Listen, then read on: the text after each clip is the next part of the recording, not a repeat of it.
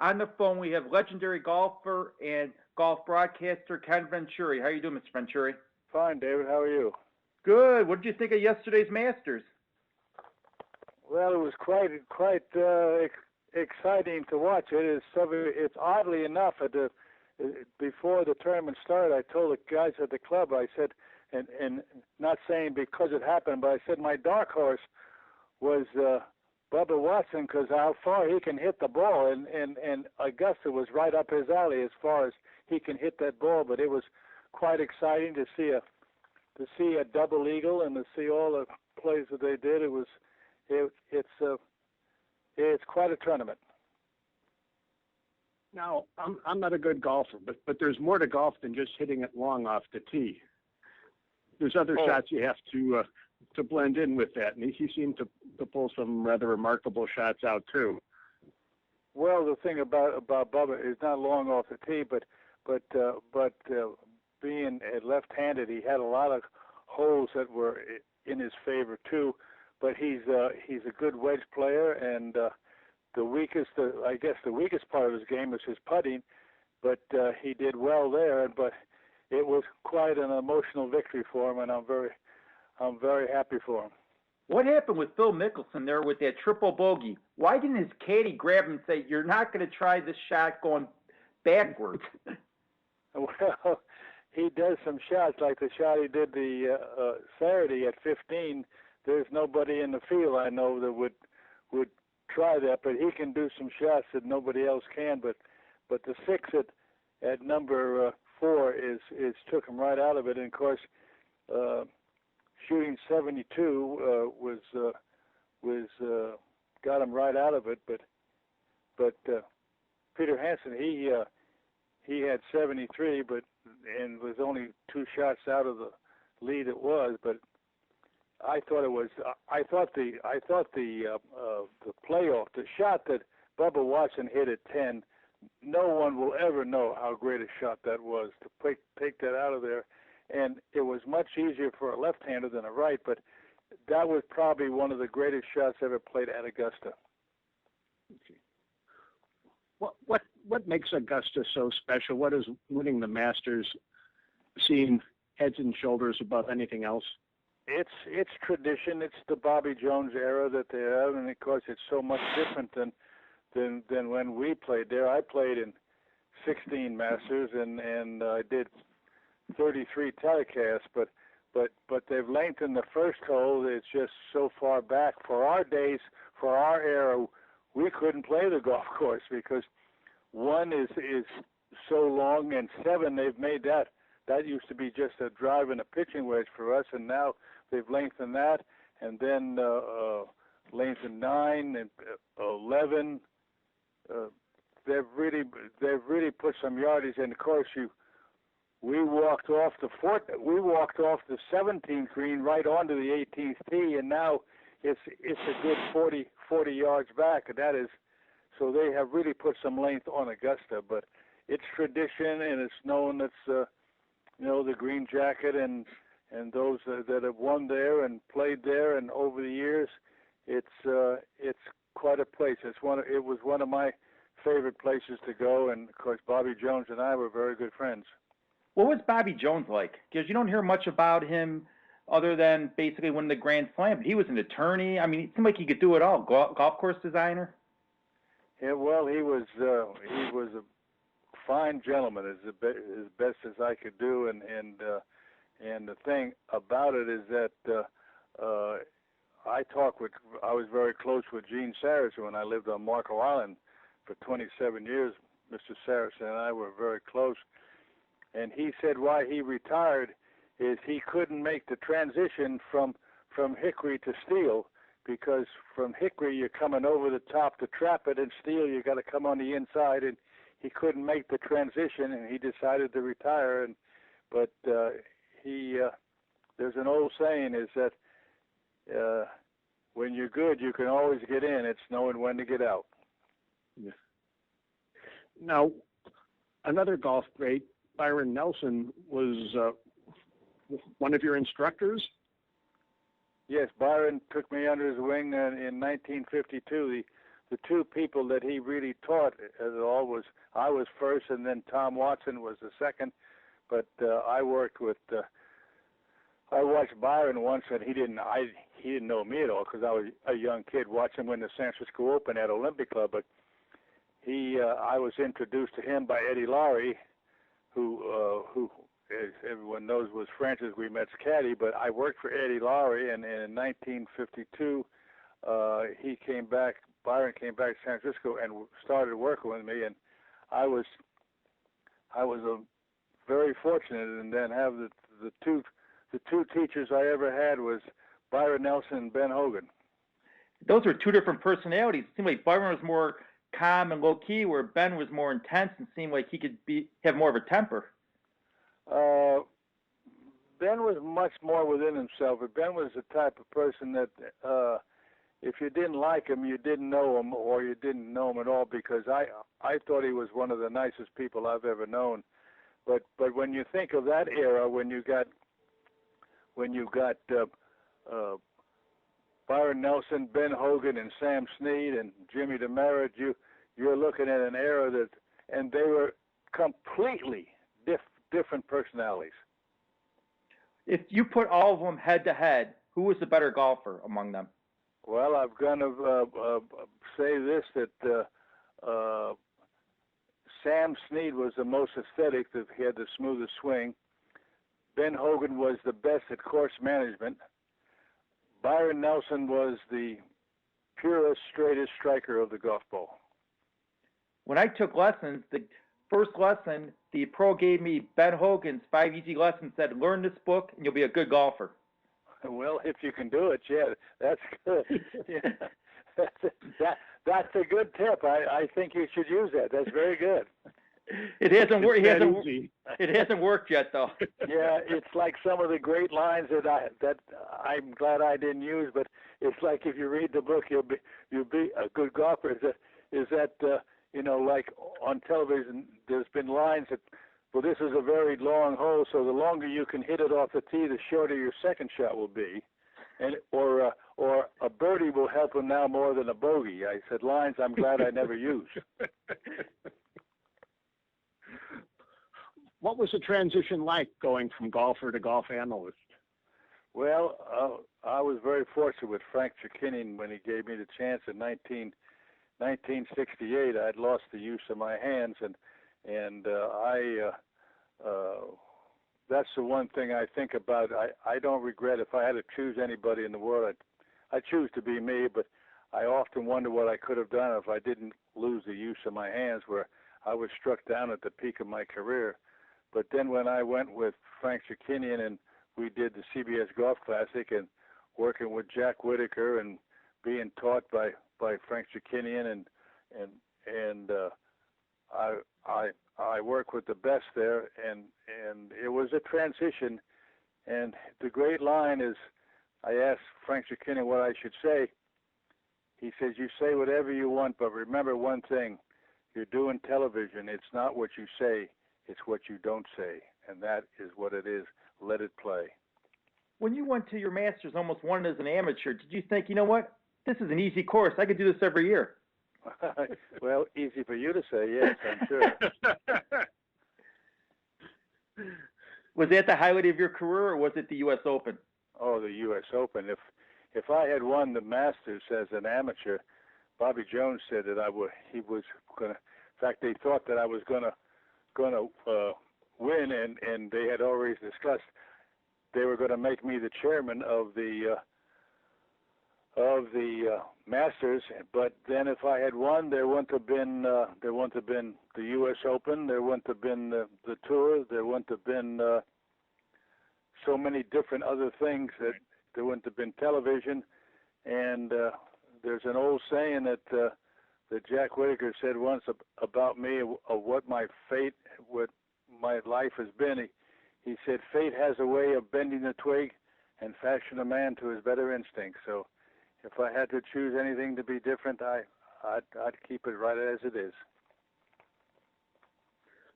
Now, what's it like being the runner-up at Augusta? You don't get a jacket. Everybody goes to the guy in the green coat. Is there still a certain sense of accomplishment? Well, it's the way you handle yourself, and you talk about fate of doing things. Of course, when Palmer got the ruling in '58, where on the 12th hole that allowed him to win, and then you think about in 1960, I'm in the clubhouse, and they talk about Palmer's finish. He finished 3-3-3 to beat me by a shot.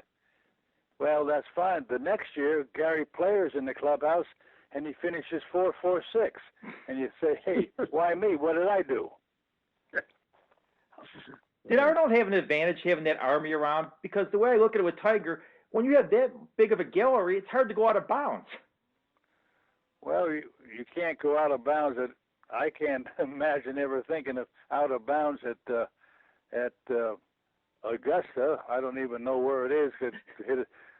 We never hit it that far, and you think about how far they can hit it, and they really don't slice it that much. Is that they push or pull it, but Augusta has the biggest changes. The greens have changed from Poana greens to bent when they're great, but they got multiple pin placements, and you can hit every green at Augusta, and I'll bet you couldn't break 80 because of where they put the pin placements. It's not, it's not where you hit it; it's where you don't want to miss it. Do you like the changes that the technology has brought to the game? Well, it's changed so much when you think about it. You think about. They ask, Hogan once, who's the greatest golfer that ever lived? And he said a champion in his era would be a champion in any era he lived in. You can't compare what they're doing today with Bobby Jones with hickory shafts. And I look at the courses of where they hit it today compared to what we used to hit it, and the technology has changed the game of golf just tremendous. Is it for the better, or you think it was better in the old days? Well, I enjoyed that era. I thought it was an era that I know they make a lot of money today, but they'll never see that era again. I'm not talking about the money it was, but the era of not golf. I'm talking sports, entertainment, family, handshake. You'll never see a Yankee team again like that, because they wanted the World Series, they wanted the trophies. Money did not influence their decisions. When did the money start influencing the players' decisions? What year around? Oh, it's just you think about that when I won the Open, they just upped the prize. When I won the Open, I won $17,000. And this year, the winner made $1.6 million. And someone said to me one time, "Well, you got to remember that 17,000 went a long time way in those days." I said, "Not as far as $1.6 million will go today." Yeah, inflation hasn't been quite like that. No. Nowadays a guy can win one tournament or not even win a tournament, have enough top 10 finishes and lead a very nice existence. But back in the day when those purses were 5,000, 10,000, 17,000, you had to go out and earn a living. Well, I'll tell you what it did, because I'm still defending the champion in Chicago, because they went from the Tam O'Shanter to Chicago Open, and then they went to the Western Open. But they did an article a while back on me. In 1958, I won 4 tournaments and finished in the top 10 15 times in the year and won $49,500. And they did an article, and they took all the tournaments that I had played and all the prize money and everything. Today, $8 million. Yeah, but that would have been a lot of taxes you would have had to pay. You wouldn't have wanted to do that. Yeah, I wouldn't mind paying taxes. Just give me the $8 million. I'll pay my taxes. You'll figure it out. Yeah, I'll figure a way to keep some of it. You probably made more money from being in a tin cup than you did when you won a tournament back then. I got some pretty good times at that. It's just that was quite a movie that we had. In fact, Jim Nance and they were writing a script, and we said, that's not the way we talk. And he said, well, you guys go ahead and write your own script. So Jim Nance and I wrote our own script. So you're pretty good at playing Ken Venturi in the films? You can handle that part pretty easily. I did exactly what we did on the tower. That's everything we've ever done, But I like the great line of Cheech when they said that when I'm going for the green, he said he says Venturi's probably saying that I should be laying up, and then Cheech says, so yeah, what the hell's he know? He only won the Open before you were born. There's one of the great lines in there. Oh, no, we just played ourselves. I got that done. I flew in the day before, and we got out I got out the next night. We were gone. Okay. Now, during your career, was there a favorite course you enjoyed playing? Well, I've always enjoyed my favorite. If I had to be confined to one golf course the rest of my life, it would be Cypress Point. Of course, the book, The Match, by Mark Frost, the match we played in '56 is probably the greatest golf book ever written. And if it wasn't true, you'd throw it out because it's really, really phenomenal. And I proofread it 5-6 times with Mark Frost. And the thing about it is that someone will say, well, tell us about the book, The Match. I said, well, I can't. I said, it's like giving you the end to a Hitchcock movie because it gets better as it goes, and once you pick it up, you can't put it down. You know what I miss with the Masters is the old days when you'd have Sarazen and Snead and I forget Byron Nelson basically teeing off to start the ceremonies. I kind of wish they let Nicklaus and Palmer and Player and like you guys basically start the match like they used to. Well, in 1986, when Byron lost his wife, that was the last year we did it. But they both Byron and Gene Sarazen asked for me to be the honorary starter, and we just didn't hit a golf ball. We played 9 holes. And I had been retired a long time, and it's probably one of the best 9 holes I ever played. I made 4 birdies and 1 bogey and shot 33, and it was. And Mr. Sarazen, when he went inside, was telling everybody how good it was. But I played in 16 matches, as I said. But when I had to tee off in '86 with that's the most nervous I've ever been on the first tee. What do you think about Tiger Woods, what he did with his etiquette on the golf course, slammed the club down and doing damage to the course? What would Bobby Jones have told him? I don't know. He would have done something, but it's disgraceful. In fact, I think what was it that he kicked the 9-iron, and one of the announcers said that when he kicked the 9-iron, he said, well, that's the most solid he's hit a 9-iron all day.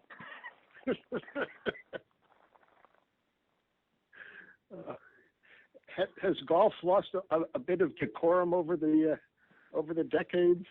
It's lost personalities. It's got, you've had personalities. It says, you look at the entertainment industry, look at the movie industry.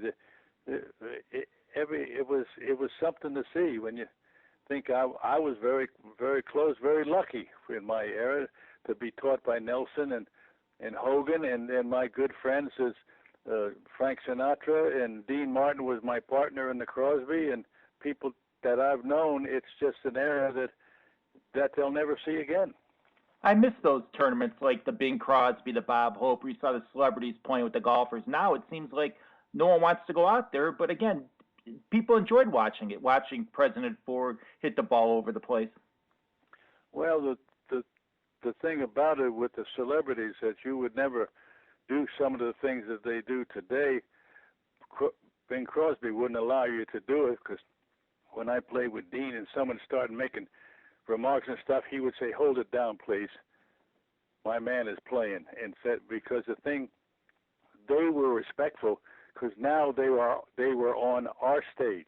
We weren't on theirs. How good a golfer was Dean Martin? Because I just envisioned him being up all night, so I didn't know if he would ever have time to practice his golf game.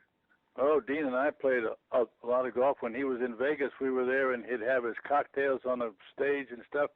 He wasn't drinking. We would have, he'd do his show and finish, and we'd have breakfast about 8:30, and we'd play 36 holes. Dean was a good, solid 10 handicap. Wow. And one of the nicest guys you ever wanted to meet. Who was the biggest celebrity you ever golfed with? Biggest celebrity? Yes. Non-golfer. Non-golfer? Right. I didn't play golf with him. Who was that? I mean, what celebrities? Things that. Is there someone you met in your life, whether on the golf course or just in general, that you said, I can't believe I met this person. This is a dream of mine. Oh, it had to be. That's hard to say. This. Oh, boy. I played with President Eisenhower. I played with presidents. I used to play a lot here in the desert with Vice President Agnew. I played with. I've been all. I don't know. I just. I've been around quite a few important people. Yeah. How good a golfer was Frank Sinatra? He wasn't very good. He had a good short. He had a good short game. Unfortunately, it was off the tee.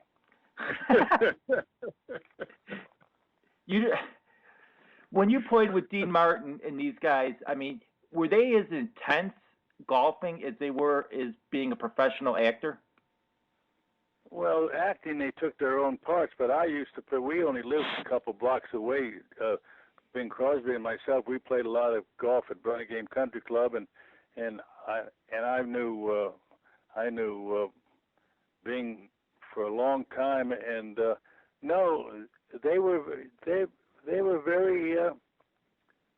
they played fast. They didn't hold it up, and were very courteous. I mean, very nice, and respected the game, and that's when you look at the old celebrities that played in the Bing Crosby, if you didn't respect the game or your partner or anything, or came in with a phony handicap, you were never invited back. So Bill Murray would have been buried under a green the way he acts out there. I don't think Bing would have gone along with that, no. Of the celebrities that you played golf with, who was the best golfer? Oh, gee. Was it Bing? Bing won the first club championship at Cypress Point, and also he is one of only 6 people, I think, that made a hole-in-one at the 16th hole. I'd say one of the best was Jim Garner was good. Okay.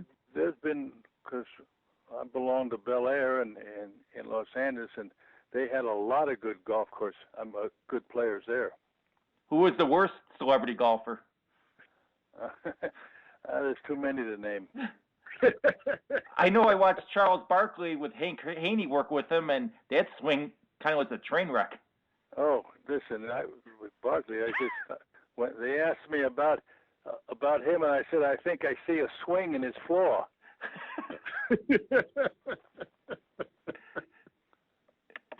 Oh, but that's just. Thank you so much for your time. It was a pleasure talking to you. Well, it's nice being there, and because you're in Chicago, right? Right. And that's one of my favorite towns. In fact, the Mayor Daley named a day after me, and it's always been one of my favorites. And I won the Chicago Open twice, and I've had so many great friends in Chicago, and knew both the mayors, and I had some great friends, and one of my favorite all-time places to go, and the people that I've met has been in Chicago, and so give them all my best, and that's the one thing I miss when I quit the tour and quit broadcasting. One of my favorite places was to go to Chicago. Now we have no tournament. Next time you come to Chicago, David could use a few lessons. Uh-huh. I don't know if he can afford your price. I don't know if I have enough time. Hopefully you live another 50 years and keep playing golf. But we have no tournaments left in Chicago. We lost the Western Open. We lost the BMW. We're tournamentless. I know. It's a shame. I mean, that's the Western and everything, and then the Chicago Open twice. But Tam O'Shannon was the start of the big money. The first prize, $50,000 in those days, was unbelievable. Oh, it was incredible. I think Jimmy DeMeritt and those guys playing back then, and Julius Boros. Oh yeah. But DeMeritt had a temper, from what I heard. No, and he wasn't bad. He was a super hand player, good iron player, and of course he won the Masters 3 times. So that's not all bad. And Jimmy was one of my very close and good friends. Thank you so much again, Mr. Venturi. All right, thank you very much, and take care, and appreciate being on your show. Thank you.